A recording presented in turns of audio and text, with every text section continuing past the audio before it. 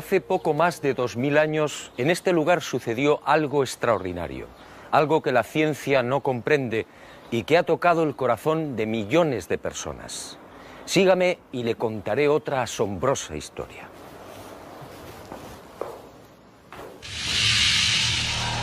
Todo empezó con el ajusticiamiento de un hombre. Fue brutalmente torturado. Fue azotado. Cargó un pesado madero hasta el lugar de ejecución. Fue clavado por las muñecas y pies y murió en la cruz. Y fue sepultado.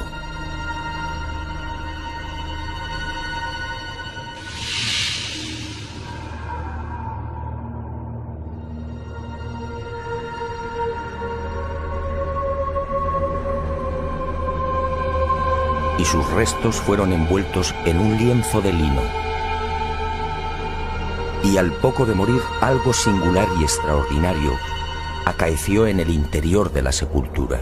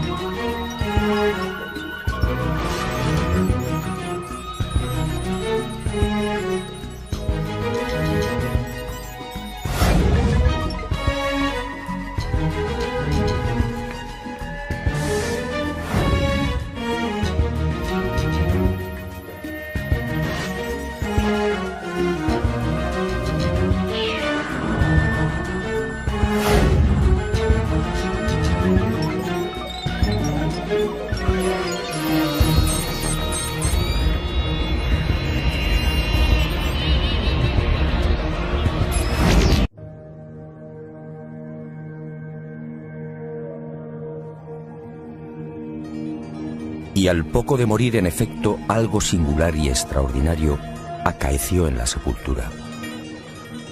En aquel lienzo, nadie sabe cómo, quedó dibujada la imagen de un hombre muerto. Esa espectacular imagen recibe hoy el nombre de síndone o sábana santa. Sin duda, uno de los grandes misterios a los que se enfrenta la ciencia.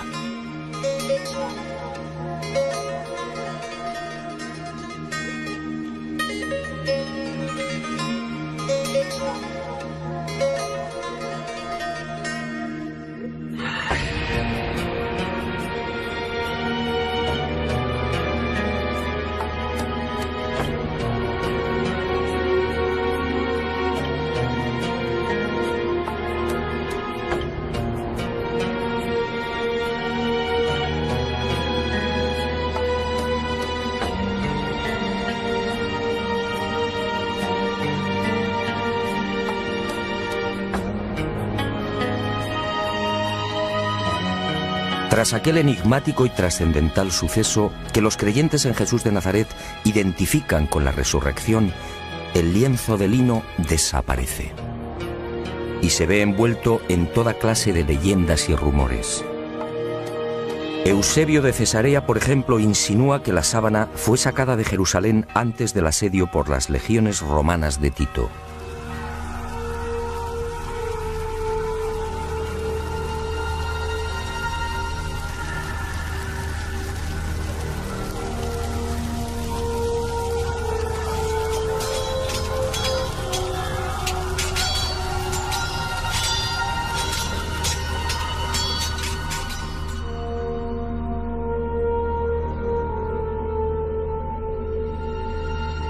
y los discípulos del Maestro pudieron ocultarla en la ciudad de Pela, al este del Jordán. Los evangelios apócrifos, en cambio, señalan otro destino y narran la historia de un rey sirio, Apgar, enfermo de lepra, que al saber de los prodigios de Jesús le ruega que lo cure. En una más que supuesta carta, Jesús responde anunciándole que una vez cumplida su misión enviará a Edesa, la actual ciudad turca de Urfa, a uno de sus discípulos para sanarle. Y la tradición asegura que Apgar, al envolverse en la sábana santa, quedó curado.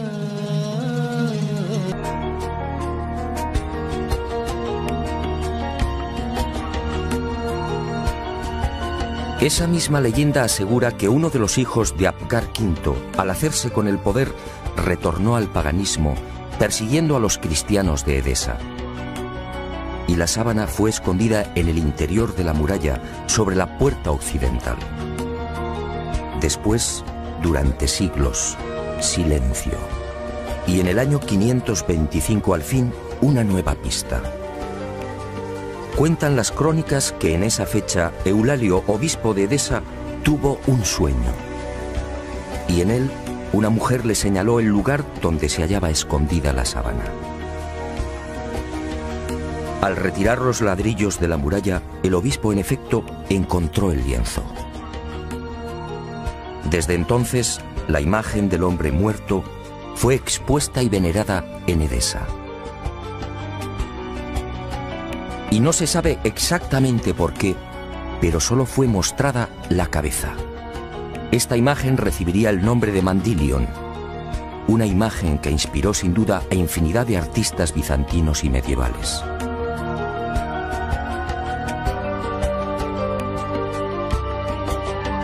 Y durante 400 años el lienzo permaneció en Edesa, pero su fama llegó hasta los confines de la cristiandad. Y en el año 944 el supersticioso emperador de Bizancio, Romano Lecapeno, tomó la decisión de apoderarse del Mandilion. Suponía que así, con la sábana en su poder, obtendría la protección divina. Y un poderoso ejército rodeó Edesa. La sagrada reliquia una vez más sería causa de muerte y sufrimiento. Finalmente, Edesa se rindió y el Mandilion entró triunfante en Constantinopla. Era el 16 de agosto del 944. Allí, en la iglesia de Santa María de Blanquernas, fue expuesta a los fieles todos los viernes.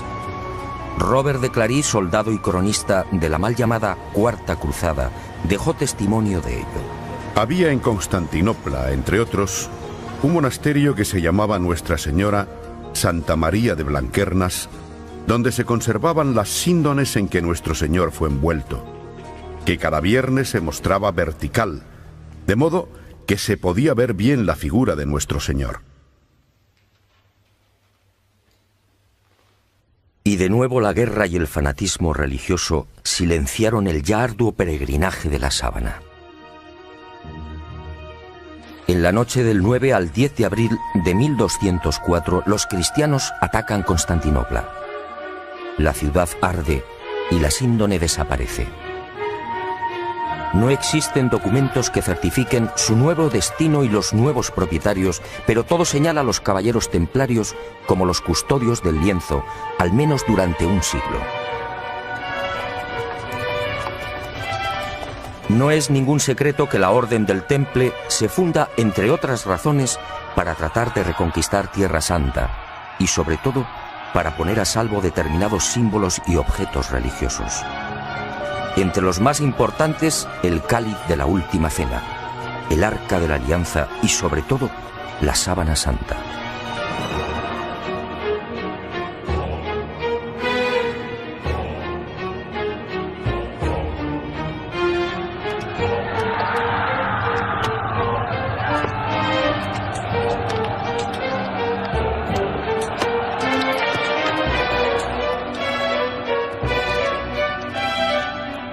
Los caballeros templarios disponían de una información privilegiada, y a lo largo de la conquista de los santos lugares peinaron Jerusalén y los subterráneos de la ciudad santa. En especial, los túneles y cámaras secretos de lo que fue el primero y segundo templos de Salomón. ¿Encontraron lo que buscaban? En mi opinión, nunca hallaron el Santo Grial o el Arca, pero sí la Sábana Santa.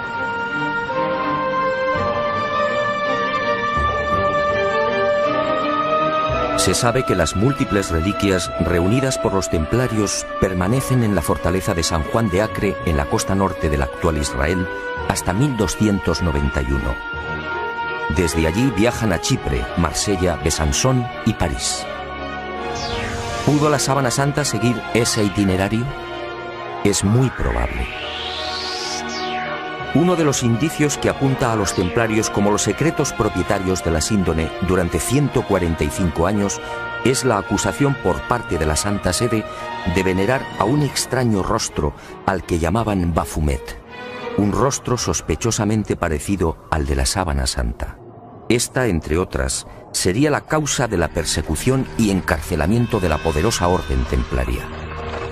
En la noche del 6 de octubre de 1307, pocas horas antes de la caída de la cúpula templaria, un carro abandona la fortaleza del Temple en las afueras de París. El hombre que lo conduce se protege con una sábana. Los soldados de Felipe IV el Hermoso registran la carga de paja, pero no encuentran nada. Y la síndone que protege al conductor es puesta a buen recaudo.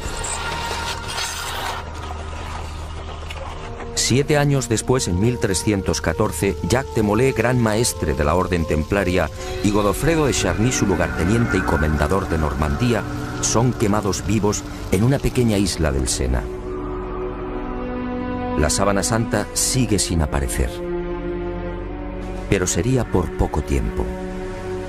En 1349, 42 años después de la caída del Temple, por orden del Papa Clemente V y del suceso del carro, otro Godofredo de Charny, señor de Lirey, saca a la luz el lienzo con la imagen del hombre muerto. Parece claro que ambos Godofredos de Charny eran parientes. ¿Pudo quedar la sábana en poder del segundo señor de Lirey? Es lógico, ya que la síndone se encuentra bajo su protección.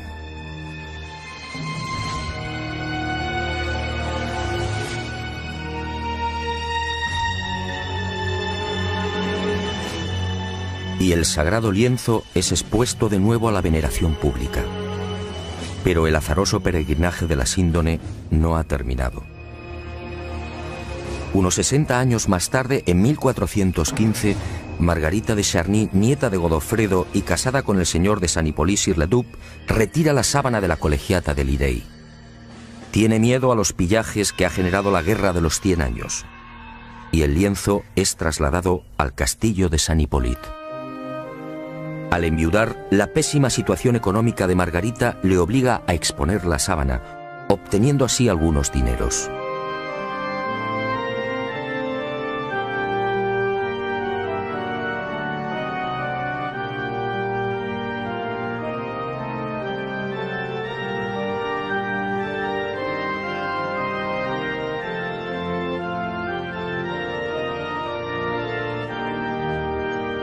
Las penurias económicas de Margarita de Charny se agudizan y finalmente se ve obligada a ceder el lienzo a la Casa de Saboya. El 22 de marzo de 1453 se firma en Ginebra el contrato de cesión. A partir de ese momento y hasta 1983, la síndone sería propiedad de los Saboya. El 18 de marzo de ese año, los herederos de Humberto II de Saboya, ex rey de Italia, entregarían la Sábana Santa al Vaticano. Y el lienzo, como si de una maldición se tratase, continuó peregrinando de castillo en castillo. Por fin, en 1502, reposaría temporalmente en Chambéry. Fue en esta capilla en la noche del 3 al 4 de diciembre de 1532 donde la Sábana Santa estuvo a punto de ser destruida. Se declara un pavoroso incendio provocado al parecer por los calvinistas, y la urna de plata que contiene la reliquia, regalo de Margarita de Austria en 1509, es retirada en el último momento. El fuego alcanza a la urna y varias gotas de plata fundida queman y traspasan los 48 pliegues en que se hallaba doblado el lienzo. También el agua empleada para sofocar el incendio impregna parte de la sábana, formando rombos que se repiten simétricamente a lo largo de la imagen.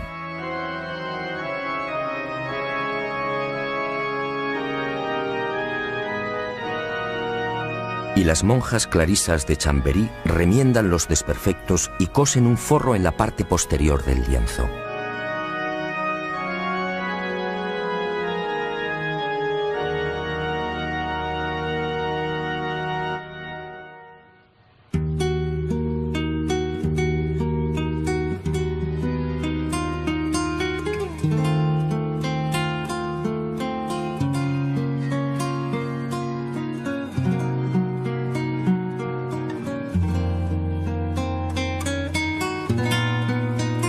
La sábana santa se salva milagrosamente y la imagen vuelve a ser expuesta, ahora mágicamente centrada entre las líneas paralelas que dejó el fuego.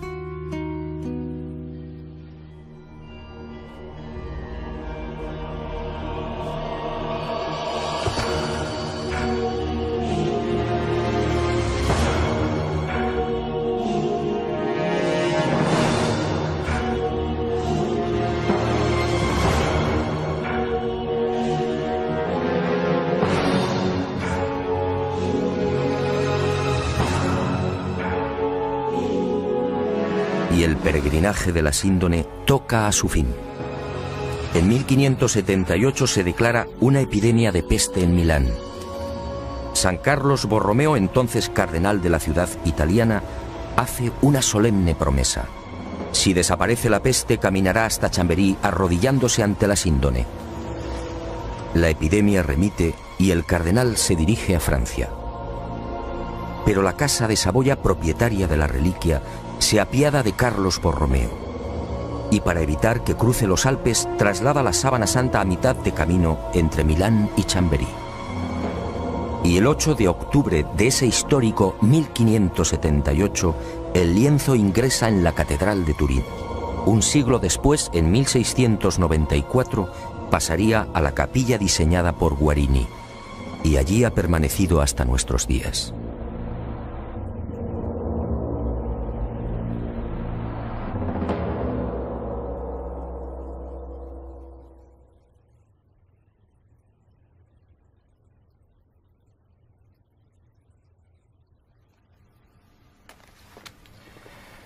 Evidentemente, a la vista de estos testimonios históricos, nadie debería dudar de la autenticidad de la sábana santa. Aún así, en septiembre de 1988, una noticia conmocionó al mundo. El carbono 14 arrojó una datación sorprendente. El tejido analizado, según dijeron, era medieval. Y los científicos situaron la época de su elaboración entre los años 1260 y 1390. Esto, de ser cierto, significa sencillamente que la imagen del hombre muerto es una falsificación. Y los medios de comunicación, con una lamentable falta de rigor, propagaron el suceso. De inmediato, otros científicos reaccionaron, poniendo en tela de juicio la bondad del carbono 14. Poco a poco salieron a la luz hasta 26 irregularidades en los procesos de datación efectuados por los 3 laboratorios. Y se habló incluso de complot. Pero la prensa ignoró esta segunda parte. Naturalmente, las fechas obtenidas por el carbono 14 indignaron a historiadores y científicos que llevaban más de 20 años dedicados al estudio de la síndone. Repasemos algunas de estas investigaciones.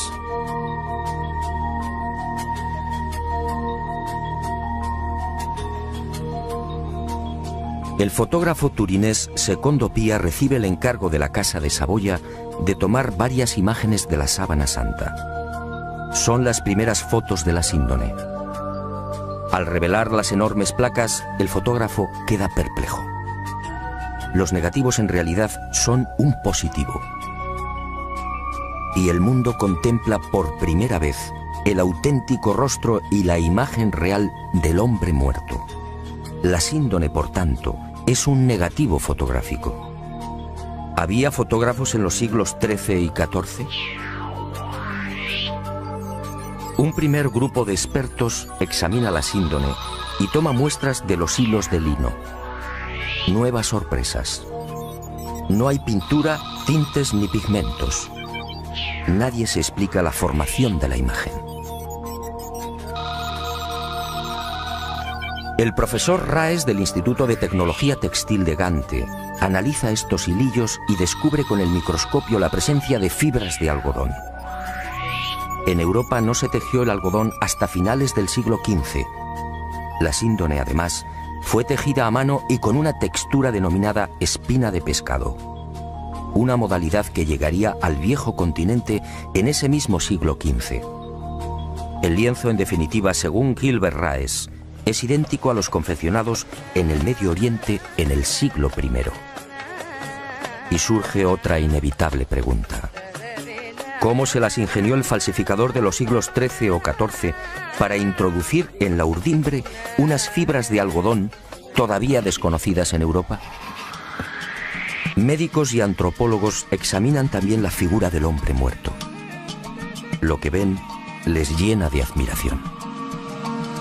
Aquel varón de claro perfil caucásico fue un atleta. Altura 1,81 metros. Perímetro de la caja torácica 99 centímetros. Longitud de las piernas 94 centímetros. Extremidades superiores 82 centímetros. Altura de los hombros, medida entre los puntos acromiales, 45 centímetros. Perímetro máximo de las rodillas, 42 centímetros. Peso total alrededor de 80 kilos. Peso aproximado del cerebro, 1.492 gramos. Rostro estrecho, con rasgos semíticos. Raza blanca. En suma, un ejemplar casi perfecto de una extraordinaria belleza.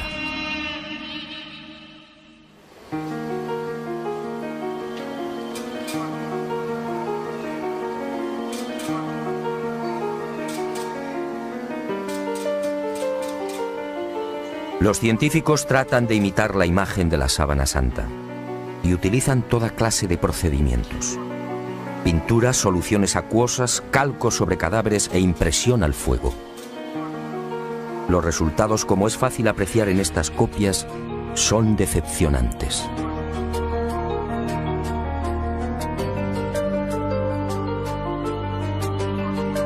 Ninguna de las imágenes obtenidas presenta la belleza, serenidad y perfección del hombre muerto. La duda sigue en el aire. ¿Cómo se las ingenió el supuesto falsificador para plasmar una figura tan precisa y delicada? Pero sigamos. Las sorpresas de los científicos apenas habían comenzado. En la noche del 23 de noviembre de 1973, Max Frey, palinólogo y experto en criminalística, tiene acceso a la sábana santa. Toma muestras del polvo adherido al lino y las analiza al microscopio electrónico.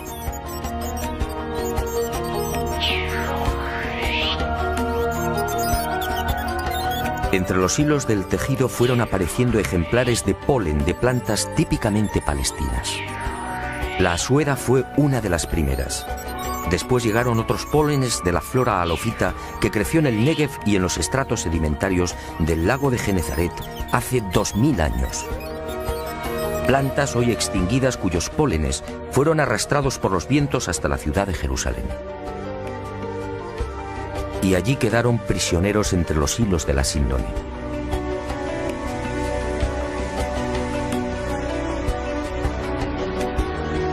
Después descubrió el polen de Linum mucronatum, una planta exclusiva de Turquía, otros 9 pólenes de la región de Anatolia y 12 especies que crecen en Francia e Italia.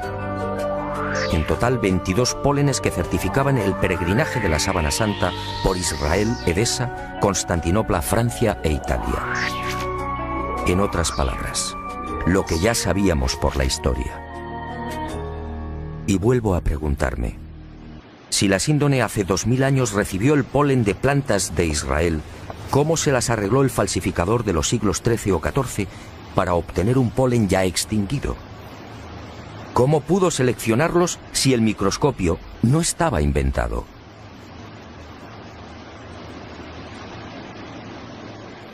Los descubrimientos de Max Frey, en efecto, hablan por sí mismos. La presencia del polen debería de haber sido más que suficiente para silenciar a cuantos negaban la autenticidad de la síndone. Pero el carbono 14 siguió eclipsando estos aplastantes hallazgos científicos. Tampoco era de extrañar al tratarse de la supuesta imagen de un dios. Si la síndone hubiera contenido la figura de Napoleón o de Ramsés II, el enigma se habría zanjado rápidamente. También en 1973 se llegaron a otras no menos interesantes conclusiones. En la sábana santa no hay un solo indicio de putrefacción. ¿Cómo era posible? Si la imagen era el resultado de la aplicación a la tela de moléculas orgánicas, bien de origen natural o artificial, ¿cómo explicar que el intenso calor generado por el incendio de Chambéry no hubiera modificado su color? Incluso las zonas que estuvieron en contacto con las gotas de plata fundida conservan la misma tonalidad y densidad que el resto. De haber sido una falsificación, esas regiones aparecerían claramente alteradas y descoloridas. Y la ciencia prosiguió su espectacular avance. En octubre de 1978, un nutrido grupo de científicos tuvo acceso a la síndone. Era el proyecto STURP, la mayor parte perteneciente a la NASA. Y la sábana santa fue sometida a una minuciosa y amplísima batería de experimentos científicos. Los resultados, una vez más, impresionaron a los especialistas. Veamos algunos de ellos. En la imagen del hombre muerto se observan numerosos coágulos, manchas y reguerillos de sangre. Pues bien, nadie logró explicar por qué esos coágulos aparecen intactos y con los bordes perfectamente definidos. Si aceptaban la hipótesis del robo del cadáver, dichas manchas tendrían que haber sufrido las lógicas roturas y desflecados.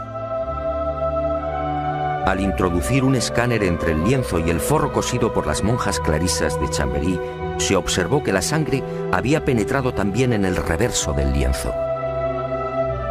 Aquella sangre era del grupo AB, muy común entre los judíos. Las diferentes analíticas y pruebas hematoscópicas demostraron la presencia en la imagen de sangre venosa y arterial, así como de la albúmina del suero sanguíneo. Y el veredicto del carbono 14 quedó nuevamente en ridículo. ¿Qué falsificador de los siglos XIII o XIV tenía la capacidad para aislar y distinguir el grupo AB o la sangre venosa del arterial? Como es sabido, mucho después, en el siglo XVI, el español Miguel Servet fue condenado a la hoguera por asegurar, entre otras cosas, que la sangre circulaba. Y los científicos volvieron a comprobar lo que ya se sabía: ni rastro de pintura ni de pigmentación alguna. Aquel supuesto falsificador efectivamente tuvo que ser un genio. Otra de las sorpresas llegó al explorar los hilos. En este tipo de tejido, cada hilillo está integrado por unas 200 fibras. Vistas al microscopio parecen cañas de bambú. Pues bien, de esas 200 fibras, solo 2 o 3, las más superficiales, aparecían chamuscadas. Solo 2 o 3 eran las responsables de la formación de la imagen. En un primer momento, los científicos atribuyeron el abrasamiento de las hebras superficiales a una misteriosa y desconocida radiación. Una energía intensa y brevísima. Solo así podía explicarse una imagen tan superficial. Después, al examinar las fibras con el microscopio de contraste de fases, se percataron de algo mucho más sutil. Las hebras en realidad no estaban quemadas. Las fibras habían sido deshidratadas, es decir, envejecidas y oxidadas en centésimas de segundo. En suma, se habían vuelto amarillas exactamente igual que amarillea el lino con el paso del tiempo. El resto de las fibras, sin embargo, conservaba la frescura y el color más claro, propios de un lino no envejecido artificialmente. Lo que los ojos aprecian en la síndone, por tanto, no es otra cosa que un cambio de tonalidad en las referidas fibras superficiales. Increíble, sí. La imagen del hombre muerto, según los científicos, tiene su origen en un singular mecanismo de envejecimiento. Dos de los científicos del proyecto STURP, los entonces capitanes de las Fuerzas Aéreas norteamericanas, Jackson y Jumper, serían los descubridores de otra de las singularidades de la imagen de la sábana santa de Turín. Al detectar aquella anomalía, sus esquemas mentales se vinieron abajo definitivamente. Trabajando con las computadoras, se percataron de algo aparentemente imposible. La imagen era tridimensional. Al contrario de lo que sucede con una fotografía normal y corriente, la imagen del hombre muerto conservaba una información subterránea, solo detectable con los ordenadores. Aquella no era una imagen plana. La intensidad luminosa de cada punto era distinta y dependía de la distancia del cuerpo al lienzo. El hallazgo fue tan asombroso que los capitanes repitieron el experimento una y otra vez, utilizando incluso voluntarios envueltos en sábanas. El microdensímetro escandidor y el VP8, la computadora utilizada para la recepción y recomposición de los millones de dígitos, arrojaron siempre el mismo resultado. Las zonas del lienzo que tocaban el cadáver, la nariz por ejemplo, disfrutaban de una luminosidad superior a las que se hallaban más alejadas del cuerpo. Nuevo mazazo al carbono 14. Que se sepa solo en el siglo XX y con dificultades, fue posible la maravilla de la tridimensionalidad. En el transcurso de estos experimentos, Jackson y Jumper fueron a descubrir otro singular detalle. Al examinar las espaldas del hombre muerto, comprobaron que los músculos dorsales y deltoides aparecían extrañamente abombados. Esto llevó a los científicos a la siguiente deducción. Durante el proceso de formación de la imagen, el cadáver tuvo que permanecer inmóvil e ingrávido, es decir, en el aire. Y a Jackson y Jumper les corresponde también el descubrimiento de la primera pista de un hallazgo que me atrevo a calificar de definitivo y que fija la fecha de la aparición de la imagen. Ocurrió mientras trabajaban con la tridimensionalidad. De pronto, sobre los ojos descubrieron dos círculos. ¿Se trataba de monedas? Esa justamente era la costumbre judía en los enterramientos próximos al sábado. Los párpados del difunto eran cerrados y sobre ellos se depositaban sendas monedas. Al poco, el padre Filas, jesuita norteamericano, redondeó el descubrimiento. Sus pesquisas entre los más destacados numismáticos dieron fruto. Las letras que se leen en uno de los círculos, Ukai, eran idénticas a las que presentan los leptones, unas pequeñas monedas de bronce de 2 gramos de peso y 15 milímetros de diámetro. Unas monedas acuñadas por Poncio en la provincia romana de la Judea entre los años 29 al 32. Ukai era parte de la leyenda Tiberiu Caesaris, es decir, de Tiberio César, el emperador que gobernaba en el año 30, fecha de la muerte de Jesús de Nazaret.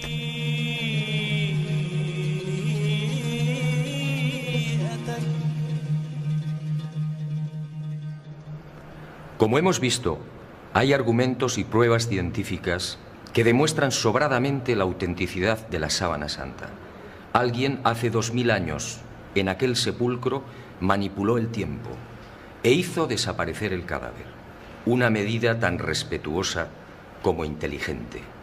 ¿Imagina usted lo que habría sucedido si la humanidad hubiera conservado los huesos de Jesús de Nazaret?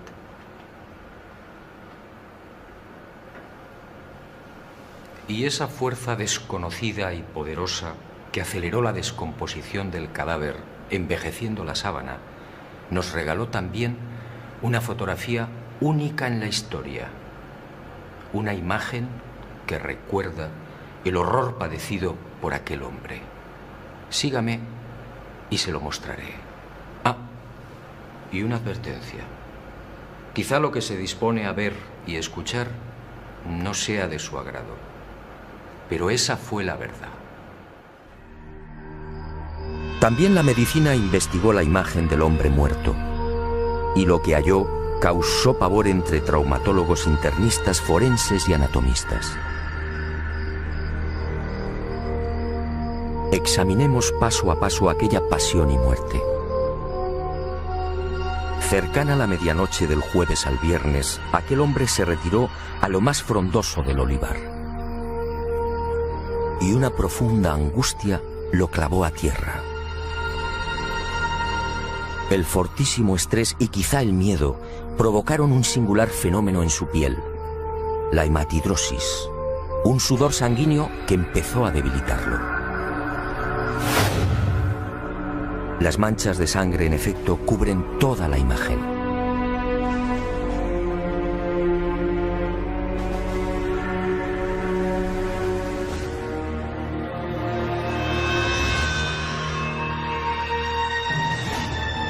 Y al estudiar el rostro, los médicos descubrieron otro detalle aterrador. Durante el interrogatorio en la casa de Anás, Jesús no recibió una bofetada como reza la tradición, sino un violento bastonazo propinado por uno de los esbirros del ex sumo sacerdote. El palo, de unos 5 centímetros de diámetro, hundió la nariz y provocó un gran hematoma en el pómulo derecho. Así quedó reflejado en la síndone.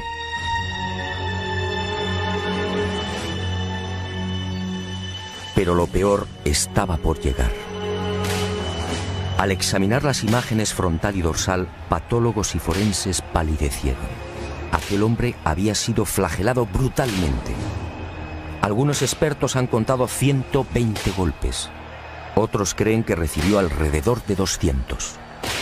Golpes secos, potentísimos, que afectaron incluso a los testículos y al coxis.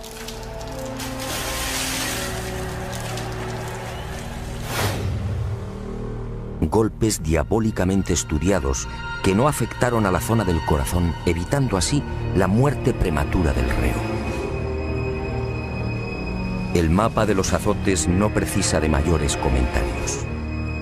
Los médicos no se explican cómo pudo sobrevivir. Coronación de espinas. La soldadesca romana de la fortaleza Antonia fabricó un casco con la Potherium spinosum, una zarza muy abundante en Palestina. Un matorral armado de púas rectas y en forma de pico de loro, de hasta 6 centímetros de longitud. Y el yelmo fue encajado sin piedad en la cabeza del hombre, afectando a nuca, cuero cabelludo y frente.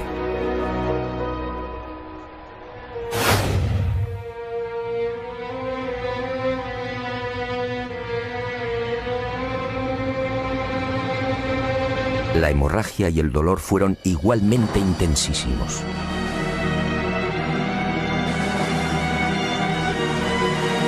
Minutos después, maltrecho, debilitado y febril, el reo se vería obligado a cargar sobre los hombros el madero transversal de la cruz, el patibulum, un tronco áspero y agresivo de unos 35 o 40 kilos de peso.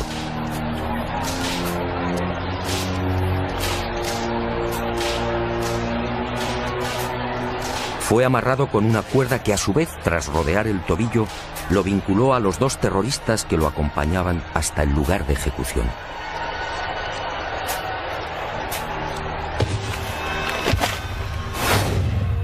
Y en esos 500 o 600 metros, la tortura de las caídas, los violentos impactos del rostro contra las piedras, las rodillas destrozadas, los dientes quebrados y los mechones de barba arrancados por los soldados al intentar levantarlo. La imagen de la sábana santa es fría y certera.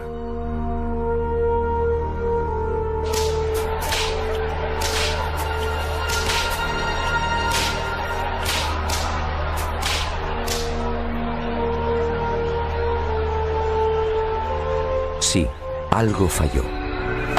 Según los médicos, el largo clavo de hierro de unos 20 o 25 centímetros utilizado para clavar una de las muñecas debió tropezar con un nudo. fue retirado y martilleado de nuevo.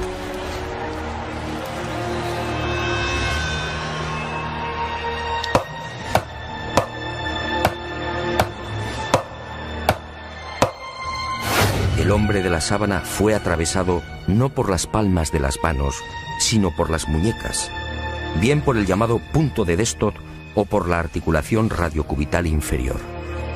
Los clavos rozaron el nervio mediano y provocaron la contracción de los dedos pulgares. Por eso no aparecen en la síndone.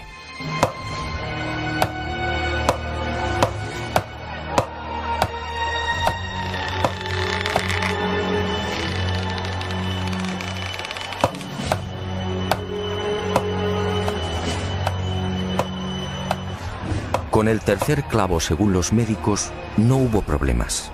Entró limpiamente cosiendo ambos pies al madero vertical. Y la pierna izquierda permaneció flexionada.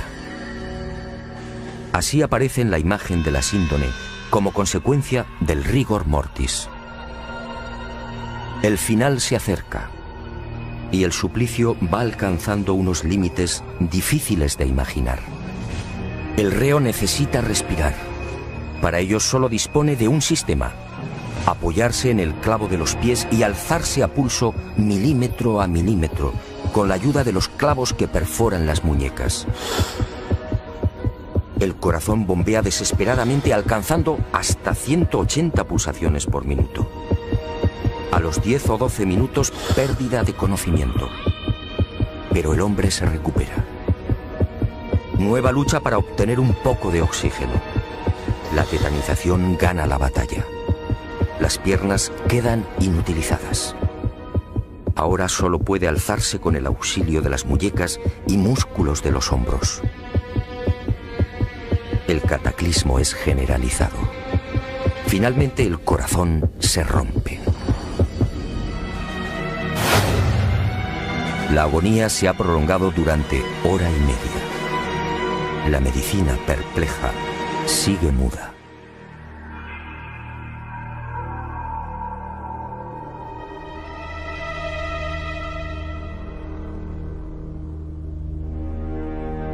Pero el espanto y la humillación no han concluido. Uno de los soldados alancea el costado derecho del crucificado. Los médicos exploran la síndone y se muestran de acuerdo. Al recibir la lanzada, el hombre ya estaba muerto.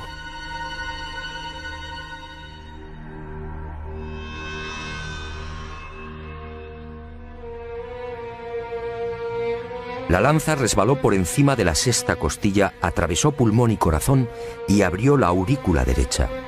Y manó sangre y agua. Sangre de la vena cava superior.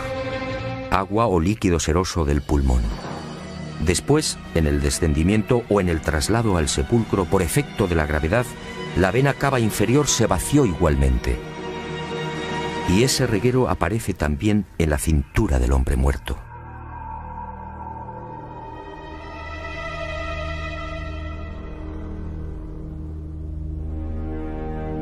Y llegamos a una de las preguntas clave. ¿Quién era este hombre? ¿Se trataba de Jesús de Nazaret? Los especialistas en cálculo de probabilidad matemática han sido rotundos. Según Paul de Gail, ingeniero y jesuita francés, la posibilidad de que no fuera Jesús es de 1 contra 225.000 millones. En palabras del médico italiano Tino Zeuli, esta probabilidad es la misma que tiene una piedra de convertirse en pájaro y salir volando.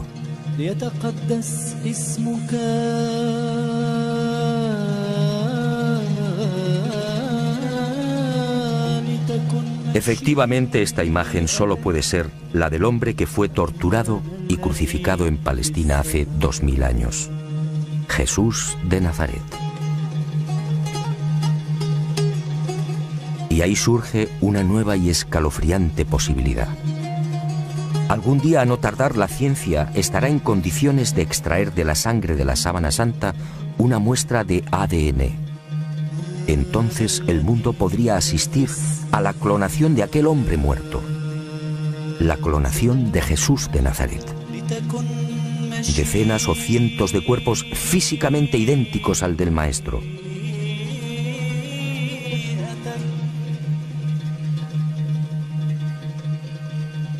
Y desde algunos sectores de la Iglesia se han alzado voces de advertencia.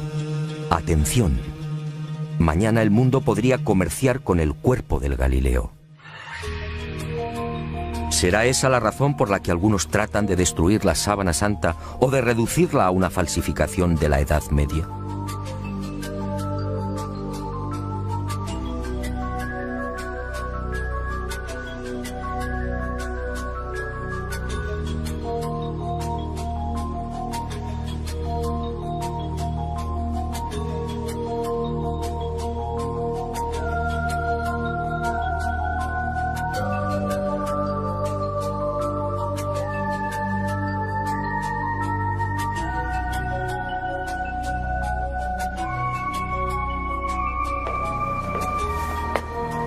Ahora lo sé. Jesús de Nazaret, mi Dios y Creador, se guardó un as en la manga. Un as para los escépticos, el as de la resurrección. Algo que felizmente también le pasará a usted.